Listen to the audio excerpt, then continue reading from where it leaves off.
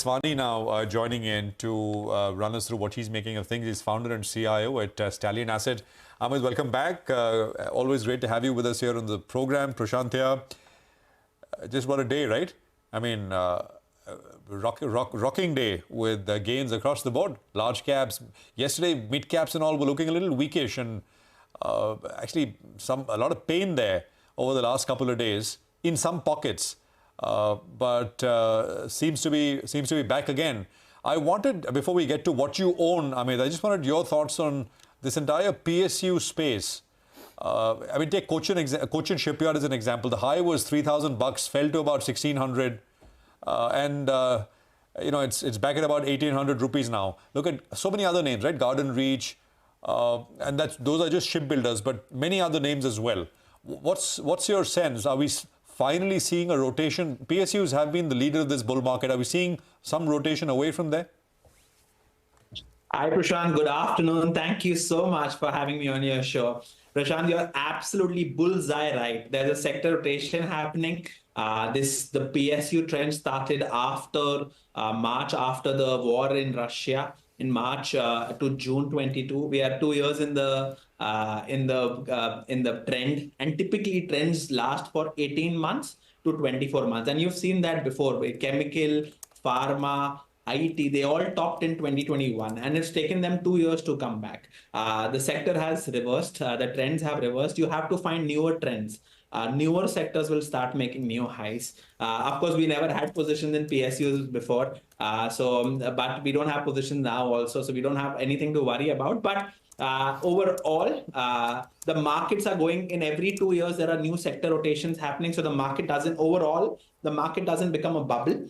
There are always over-owned sectors and under-owned sectors, and there's like some kind of neglect, and some earnings growth in these under-owned sectors gets you a lot of price action. And that is what the markets are doing, and you just have to do what the markets are telling you to do. Amit, hi. Great to be speaking with you again. I remember our last conversation, right? And as always, you're very spirited about telling us that you're willing to pay for growth. I mean, as long as there's a solid growth coming in and good visibility. The problem is that the sectors that are now, coming back in focus because of this rotation, they're still not showing great growth, whether it's staples, whether it's IT, whether it's banks. It's all fairly anemic, right? At least right now, given the evidence that we have. So are you interested in any of it? We are interested. We keep thinking, when do we get in? We just need one confirmation of earnings growth. And that is where we get in. But for now, the numbers are a little weak. Financials last quarter was extremely weak, and we find it tough to get in. But the screen is telling us. And when the entire sector makes a new high together and you have numbers, see, we chase earnings. At the end of the day, for us, we don't believe in narratives. We don't believe in where the money flow will go for us. If earnings are there, that gives us margin of safety, that gives us ability to hold on, and when we get that, we will go in financials also. Actually, in our portfolio, we've got around 14-15% capital markets and 10%, 11% real estate. So we already have 25% of high beta in our portfolio. And Nifty 500 financial services is 31%. So we are not in financial services, but we're not in the lending side of businesses. We are more on these sides. But when I look at numbers, what my companies are showing, but versus what financials will show, I still feel that we should do better. But we can change. We will have to add financials to our portfolio because we have literally near less than 1-2% financials like lenders in our portfolio. But very few ones have that growth and valuations what we want. Like the good ones like Chola, etc., are already expensive. And then now we'll have to go on the second tier ones, and not second tier, like super high quality ones only, but we'll have to find new names. We are already looking at it. In fact, today itself, me and my team members in the morning, we were saying that if you launch a financial fund today, we don't do all this. We don't do this marketing business. We have only one fund. But if you launch a financial fund today, you should make around 100% in 2 years if you're good enough. Wow. Wow. That's a big statement, huh? And I think the market's going to pay attention because you've developed a knack of picking stocks that will show that kind of, delta or alpha, given the fact that you got into trends so early on, right? So just to explore that point a little further, Till now, on the financial side, I think you've been in some names like Bajaj Finance. You've had Policy Bazaar, which obviously did so well. What is the evidence that you're looking for? What is that inflection point for lenders? Because you're saying that's where the next big money is going to be made. You're saying 100%, right? So what is that evidence that will convince you? So 6-8 months, 9 months can be good for capital markets also. I think we should make 50% in capital markets first because they are 12 months in the trend, and that is where the earnings growth will be the highest. The financial lending trend, I'm not 100% sure yet. But you don't make bets when you're 100% sure. You start making bets when you're 70-80% sure. If today HDFC makes a breakout, so HDFC is at 2.7 times price to book. If that makes a breakout above and starts making new lifetime highs, that's around 1,800 rupees. And if it sustains there, I would say that financials for last 2 years, they've consistently been the worst performing sector. If I start seeing disbursement growth, last quarter disbursement growth was horrible.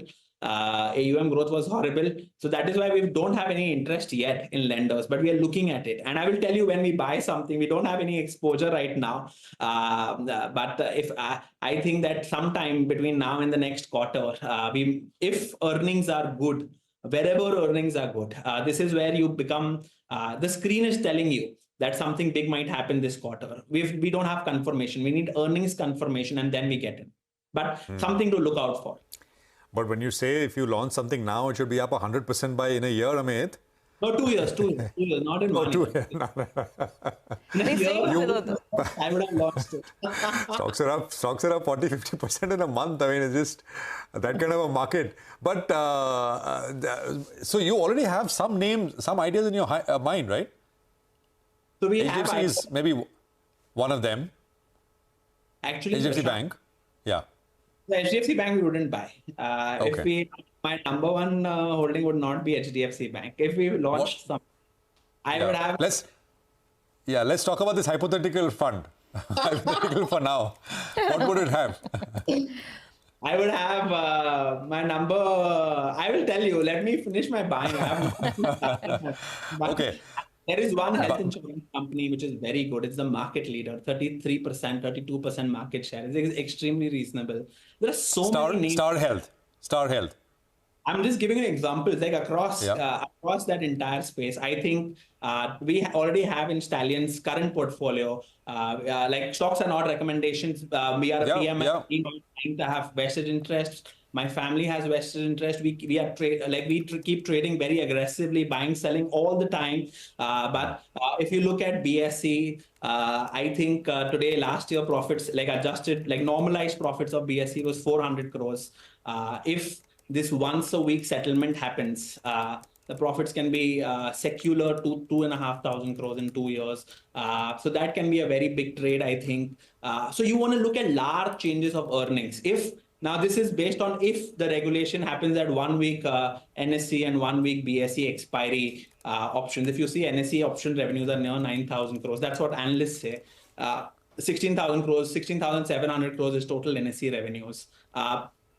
These are changes. You have to bet on large changes which can change. Amit, I just want to, sorry, if it is one contract per week per exchange, most are saying it actually perhaps it gives a bit of a boost to BSE. Yeah, that's correct. A massive boost. Actually, if you see NSE index options does 9,000 crores of revenues.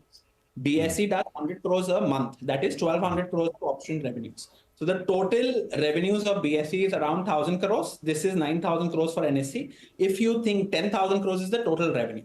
If you think BSE after one expiry a week will become 30% of the market, then your revenues, which is 1,200 crores, will move to 3,000 crores. If you think will become 40% or 50%, whatever you want, it will become 4,000. Now there is no additional large cost which increases.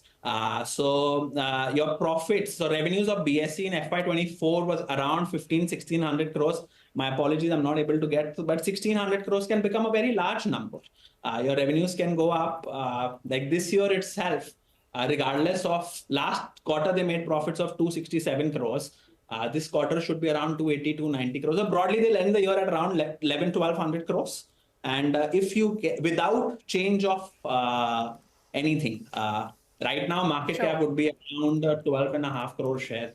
About 550,000 crores will be market cap of BSE and right now. But if you see that if the change happens in 2026, in this, what happens typically in this is not like it's after 1 year market share change will happen. In 1 week itself or 1 month itself, that speculators will move to one exchange and boom, your market share change happens and your change of expectation, change of earnings happens. And when that happens, hopefully we make some money.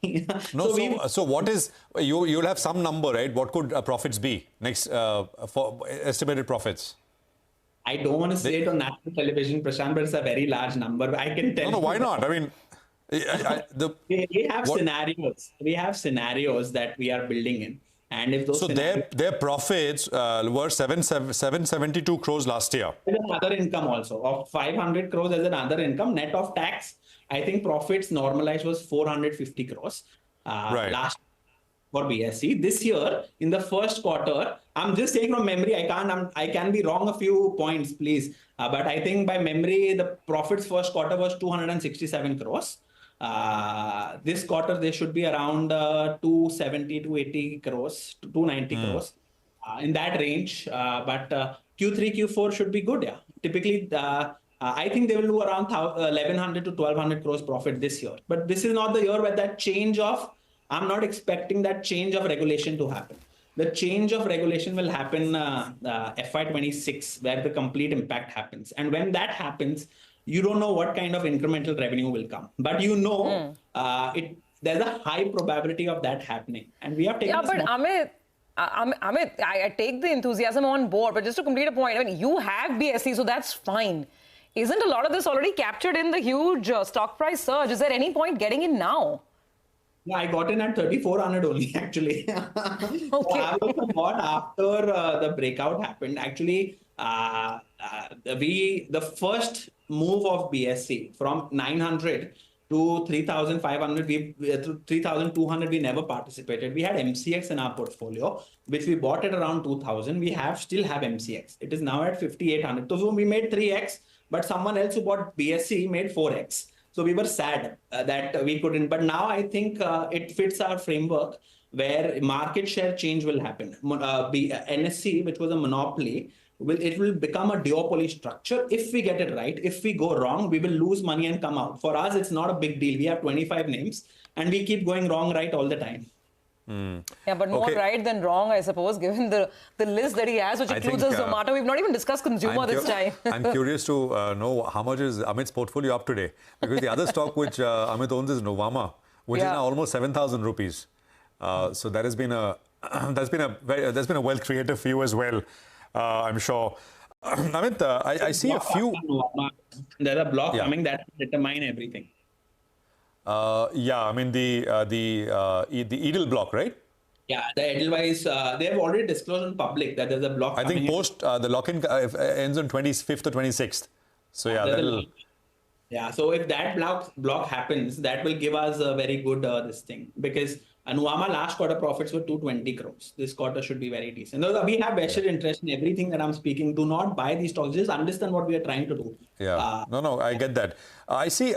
So these names, I think I see Yatharth. You own, is that a new addition? I see Tips Industries. There is Red Tape. These are all, we don't discuss these. Yeah. Red Tape we bought before the demergers already up 3x for us in last 1 year. Okay. Yatharth we got in this. It's a very small 1.5% kind of position. We got in this quarter. My team likes it. It should do around 160 crores PAT. We bought it around 44, 45, 4,300 crores market cap. So we bought it, and it's a very cheap company. This last quarter it grew at 37%. This quarter it should grow at around 30%. So it's got the highest growth in the hospital business, low valuations, and like at 27, 28 times we bought it. So we keep doing. And Tips, Amit? Tips also growing at 30%, ROCs of 100%. It's a recent addition, or? Yeah, we bought this quarter only. This quarter. Oh, this quarter. So we were selling our PB Fintech, our PG, like we were not cutting, we're cutting weights in PB Fintech.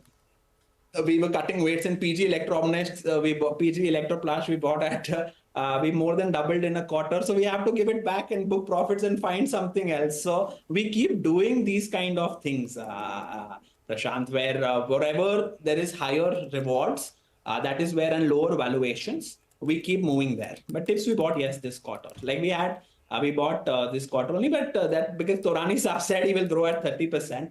Profits of this quarter is higher than that of Saregama. And so we bought, but tips we like as a business. If you grow, and this is free cash flows.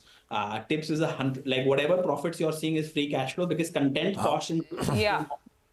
I mean, just very quickly, apart from PB Fintech and Electroplast, have you taken profits anywhere else? Trend, Zomato, a lot of those other high flyers for you? Just to wrap up the conversation. I would be cutting here and there. We keep cutting. We sold Domes at 2,800. Around that, we bought it at 16, 1,700. We took some money out at 2,800. See, money is always limited. We always have ideas. So for us, in our cricket team, we also have to see that who's going to be our opening batsman, who's going to be our... Maximize, yeah. So we Maximizing returns, right? And if it's giving you opportunities to make 60, 70%, 80% in a quarter, 2 quarters, you make that money and move to the next opportunity, and you keep doing that till the time you have opportunities. You see, in a bull market, you have to change your net worth. And like you need to try. My portfolio beta is low. You buy good quality companies only, but we don't buy dirty companies or bad quality. We never had all those cyclical, etc. We buy high quality companies. But your goal is that end of the bull market, you need to change your net worth in a very big way, and minus 10% tak, niche tak ke baad, you will come to know that the bull market is over. Before that, you will never come to know. And you keep riding and keep trying to make most of this bull market. But if you don't change your net worth in this bull market, then it's very tough. Yeah, no, absolutely. And hopefully we have this continuing for some time, right? We're not on borrowed time, hopefully. Thank you very much, Amit. It's a pleasure. Appreciate you joining in. Great conversation and great insights, as always, here on CNBC TV 18. Well, let's focus on